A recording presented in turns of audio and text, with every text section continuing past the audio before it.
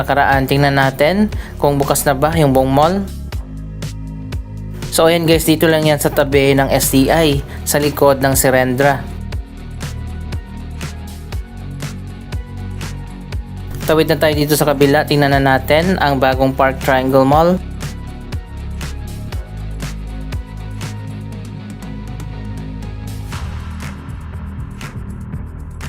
May mga bago ng tenant dito sa ground floor pero hindi pa siya nagbubukas.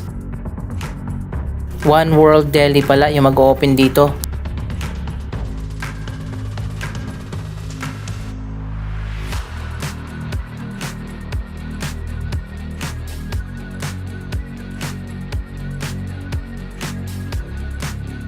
Ganun talaga yung mga Ayala Malls, parang pahirapan hanapin yung entrance na para bang tinatago nila.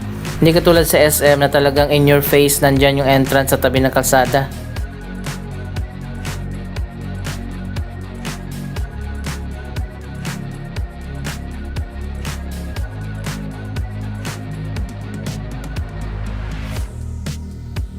Ang bagong Park Triangle Development ay malapit lang din mula dito sa Uptown Mall. Konting lakad lang at makikita na natin. Katabi naman ito, ginagawa na ngayon ang bagong Bench Headquarters. Tingnan na natin dito sa loob kung marami na ba ang nagbukas.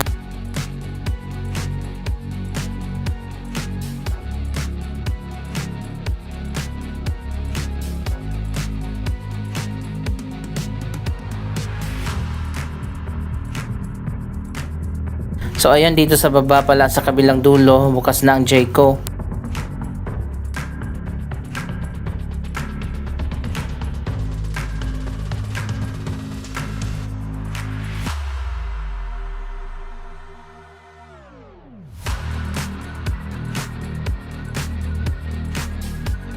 Nag-open na rin ang Kenny Rogers.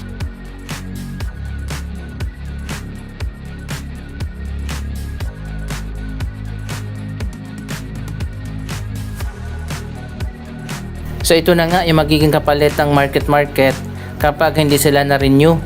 Para sa mga hindi pa nakakaalam, magkakaroon kasi ng redevelopment dyan sa buong Market property. Isa sa mga possibility ang pagsasara ng Market at i-demolish na yan kapag hindi na-renew ang Ayala land dyan sa property. May entrance din pala dito sa gilid para sa corporate center na nasa taas. Ang main entrance pala nito ay nandito sa kabilang side.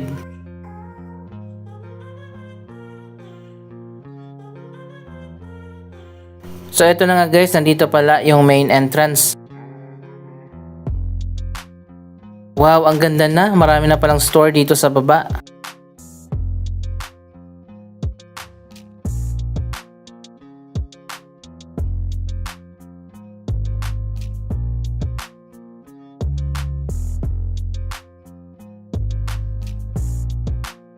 Ayala Malls lang ang gumagamit ng automatic doors.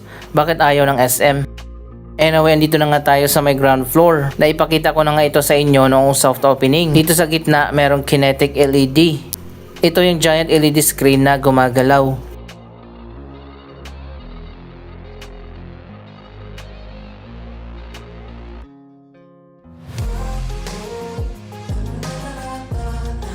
May restaurant dito sa baba, ang Si Club.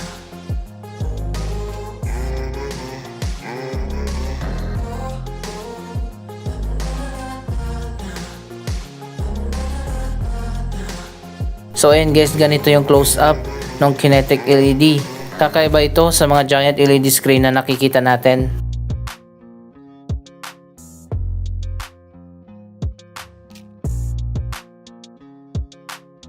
Occupied na yung mga space dito pero hindi pa sila nag-open.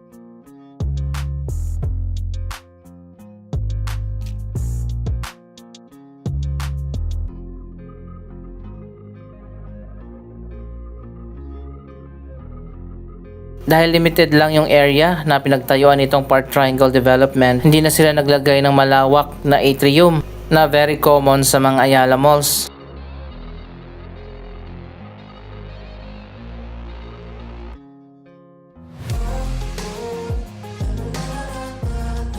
Ang atrium nila dito sobrang liit lang.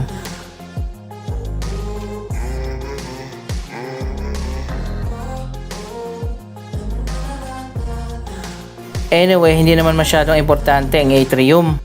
Kailangan lang talaga na mapuno ng mga tenant ang buong 5 floors ng bagong Park Triangle Mall.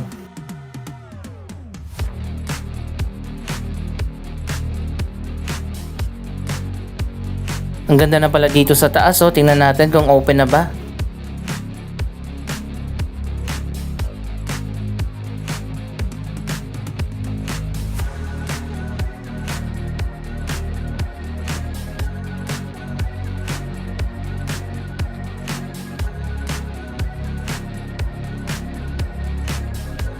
So ito na nga, finally bukas na ang 3rd floor.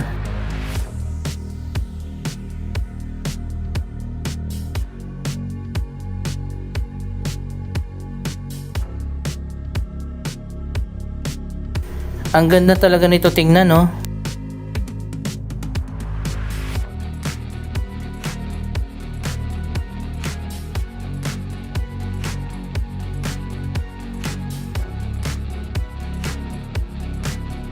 So ayan guys, marami pa rin ang vacant na spaces dito.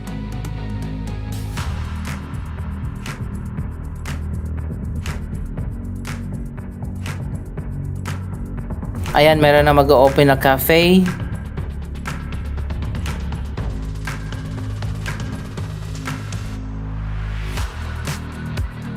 At mga kilalang store opening soon. Pero meron na palang isang cafe dito na open na.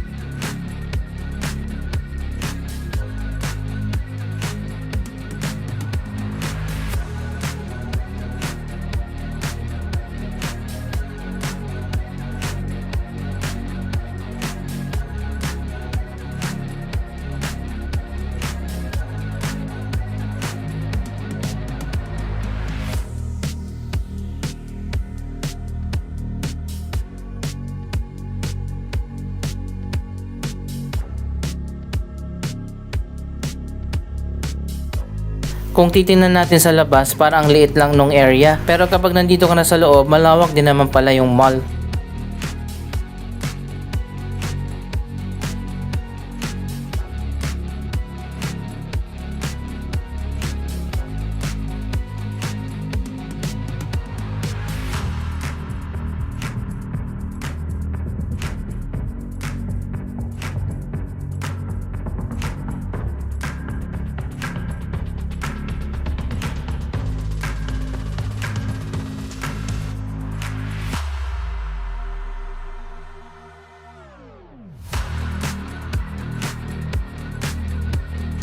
So dahil limited lang yung area nito, hindi na ginawa ng Ayala na complicated yung layout.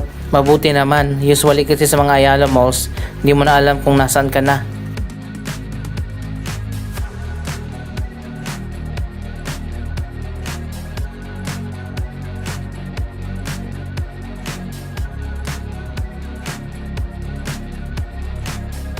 Anyway, sa tingin ko mukhang mag-hit ito kapag sarado na yung market.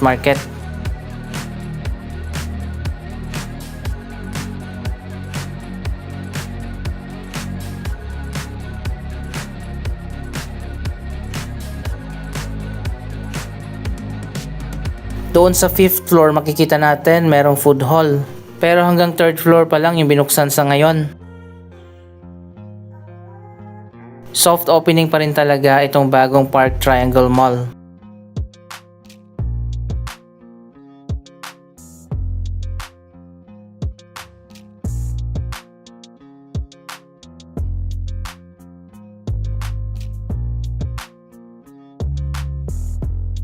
So ayan guys, so sarado pa papuntang 4th at 5th floor. Siguro mga kalagitnaan pa ng 2026, marami na ang magbubukas ng mga stores, restaurant at cafe dito.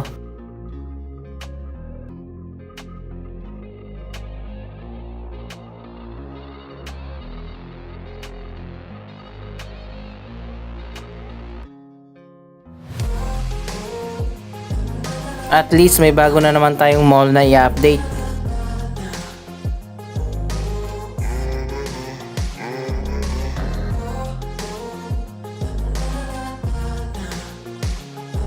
Tingnan nyo guys, malawak din siya kapag nandito ka sa loob.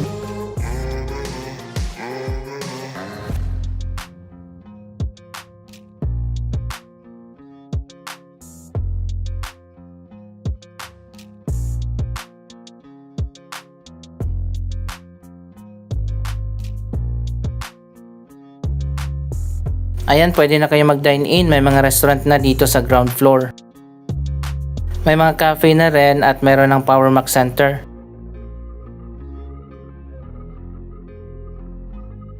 May Starbucks na rin pala dito.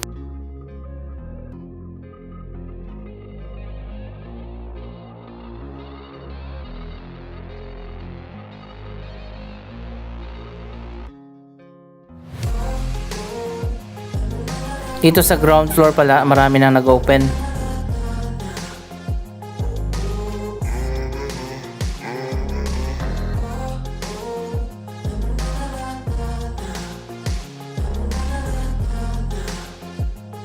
Ito naman yung isa pang entrance sa likod.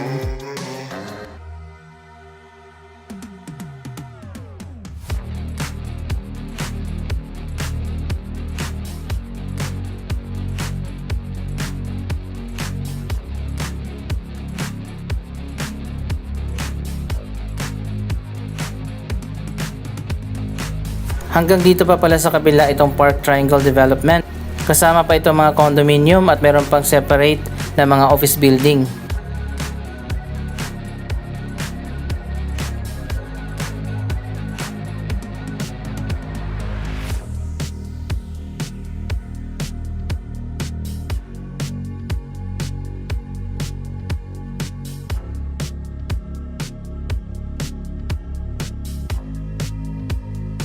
Patuloy pa rin ang development dito sa Bonifacio Global City.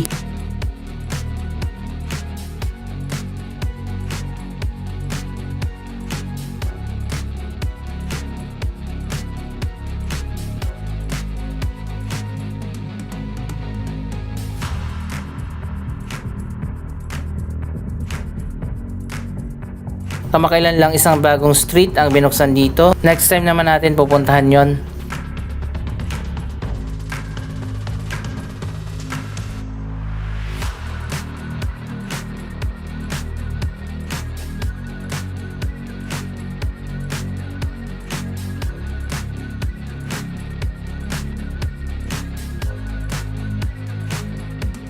Ang BGC pa rin ang nag-iisa na world-class development dito sa ating bansa.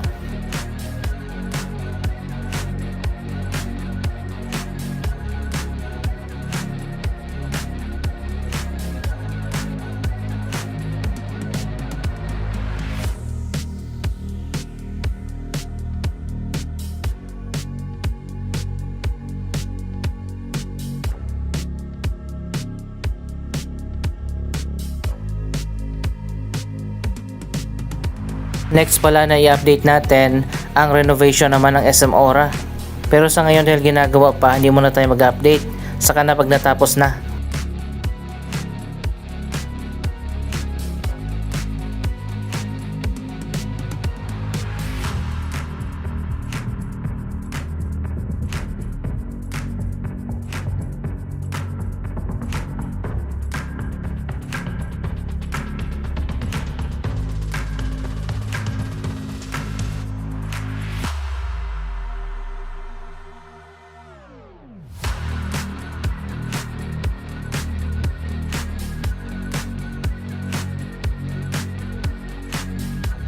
Anong masasabi nyo sa mga latest na development dito? Mag-comment lamang dyan sa baba ng inyong mga reaksyon. Maraming salamat sa inyong panonood. Huwag kalimutan na i-like, i-share ang video ito at mag-subscribe. Thank you for watching!